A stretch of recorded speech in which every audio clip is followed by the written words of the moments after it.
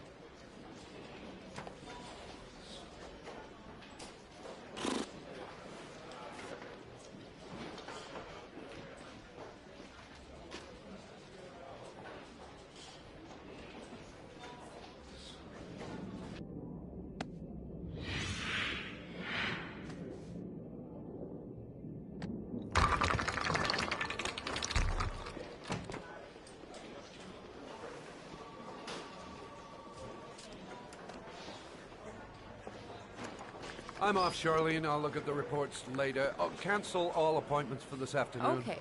Oh, Captain. Agent Norman Jayden from the FBI is here. Jayden, of course. We've been expecting you. I'm in a bit of a hurry. Do you mind tagging along? We can talk as we walk. Yeah, of course. I wanted to introduce myself before getting started, but perhaps there's a better time. No, it's fine. I just have to get to the press conference. We have them every day now. Believe me, it's not always easy finding something to tell them. Fortunately, today we have some news. Have you met Lieutenant Blake yet? Yeah, we met this morning. He has his own methods, but he's a good cop. I'm sure you'll get on well together. Do you know how to tie a knot in a necktie? I guess. To be frank with you, I could have done without the FBI on this one, but the press are all over us. This origami killer case crept up on us, and it's fast becoming a national concern. There are hundreds of killers in this country, but what do you know? This guy is exotic. He leaves flowers and origami figures.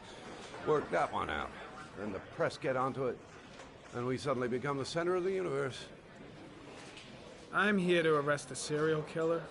With all due respect, sir, the rest of it, it's none of my business. No, of course not. All I'm asking is that you make progress, and fast. The press want a perpetrator, and we're gonna have to serve him up on a silver platter. Not bad. Oh, go see Charlene. She'll show you to your office. Yeah, check in on the press conference if you're interested. It'll give you an idea of the political climate around here. Thank you, sir. Welcome to the club, Jayden.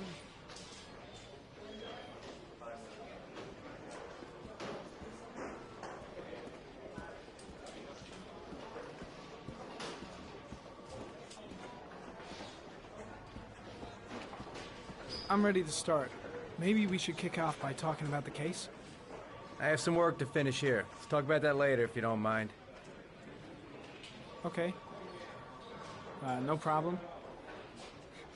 Just let me know when you're available.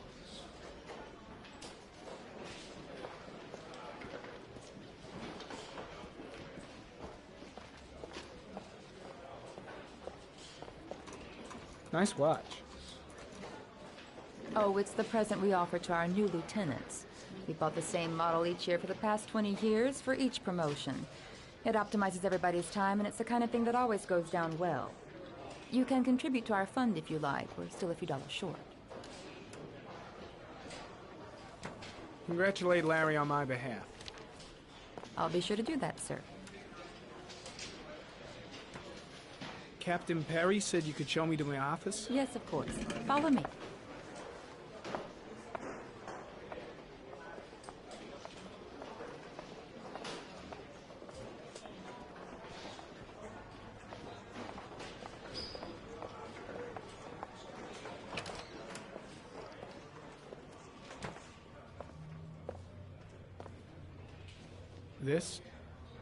This is my office? That's where I was told to take you. If you need anything, you know where to find me.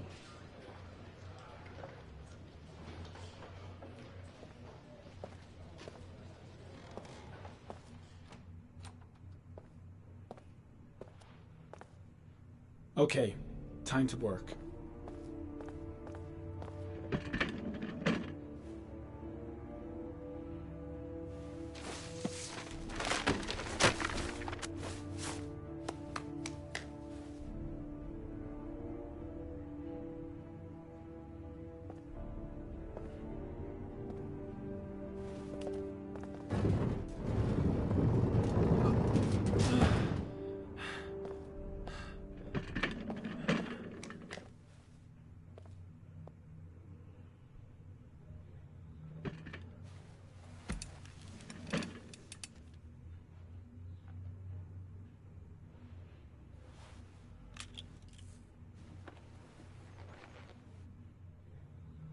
Step 1.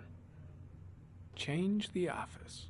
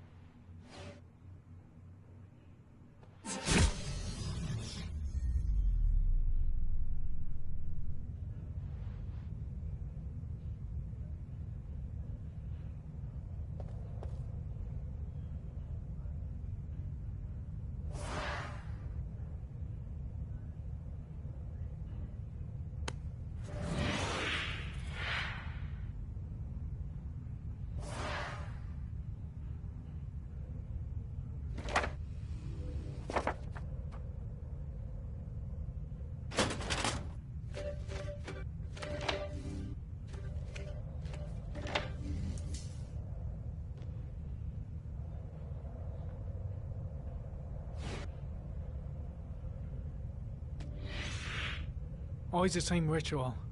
An origami in the hand, an orchid on the chest. The victims have always been dead for less than 6 hours when they were found, which means they remained alive for several days before being drowned. Over 3,500 people questioned. Over 100 suspects interrogated. Not a single lead to go on.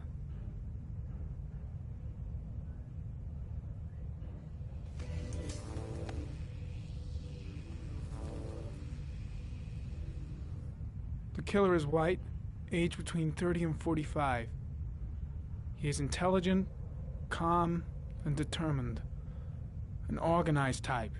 He has a car. He's probably employed, but his work allows him free time.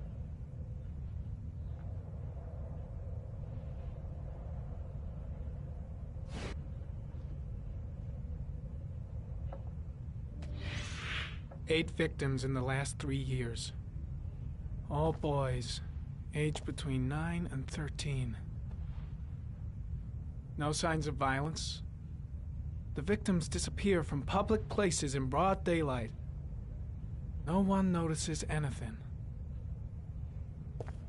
Bodies are found 3 to 5 days later. Drowned in rainwater.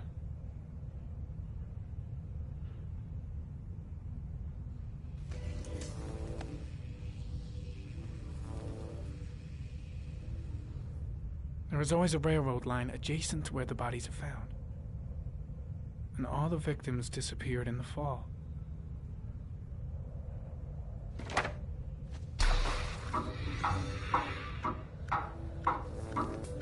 The killer has a large comfort zone. He gained confidence rapidly and moved away from his base. This won't make the geoprofiling any easier.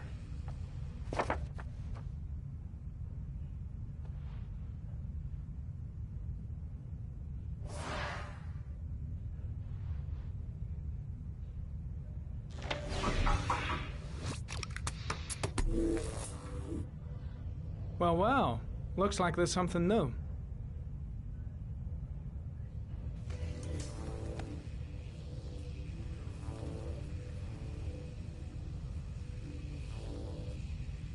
Harry, comment.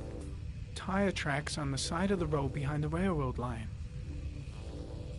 It may be the killer's car.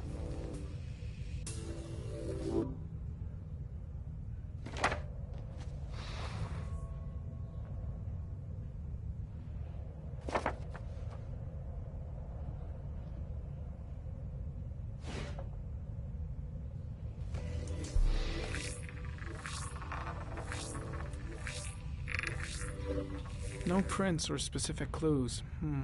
Nothing much to go on.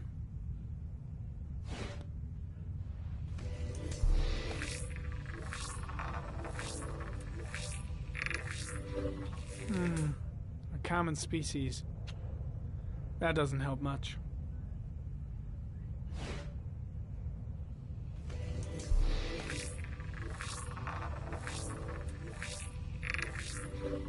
The killer's car is probably a Chevrolet Malibu 83.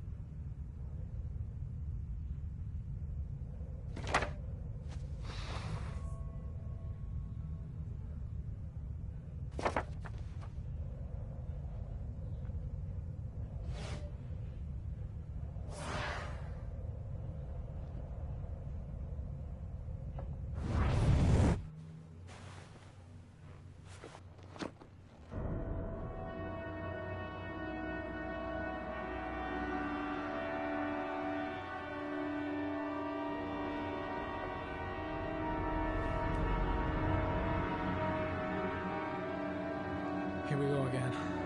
I better go wash my face.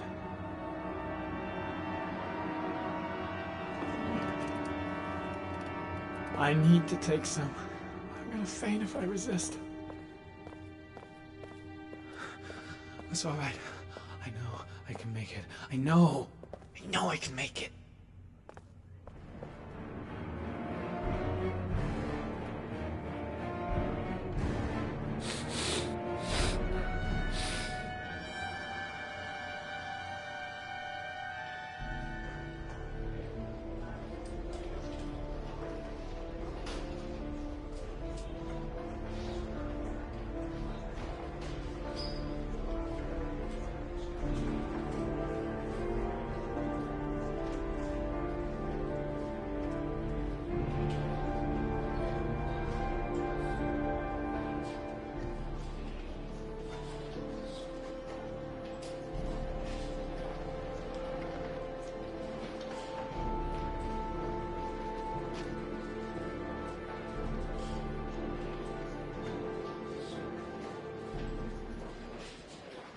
This is Lieutenant Blake, Mr. Marsh.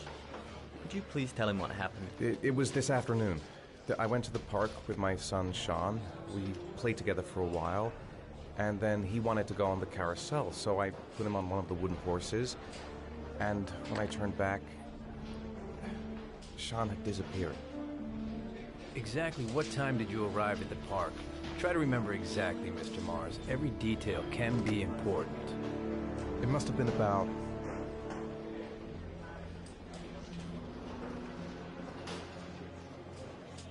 4:45, I think. I'm not really sure.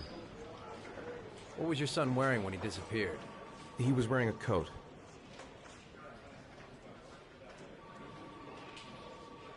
A brown coat. Pants.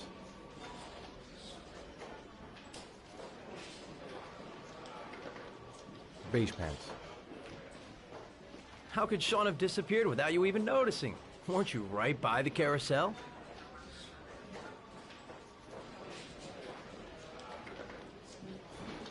I went for a short walk around the park, just for a few minutes. When I got back, the carousel had stopped, and Sean wasn't there. You say you took your son to the park after school, but you didn't report him missing until 8:15. Why did it take you so long to contact the police? I searched the whole neighborhood for him. I thought he couldn't have gone far. All right. That's all the questions I have for now. You're free to go, Mr. Mars. We'll continue to look for Sean overnight. We'll contact you if we have any more questions. Do you think the origami killer... Listen, your son's probably just run off and he'll turn up in a couple hours. But what if it is the origami killer? Well, then we have about 4 days to find him alive.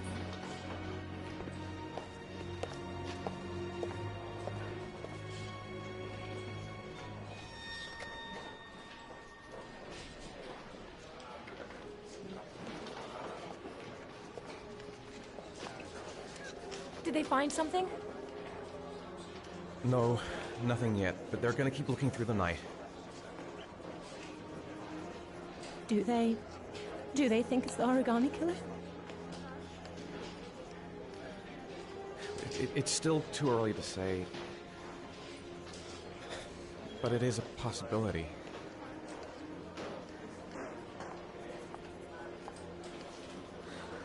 What happened, Ethan?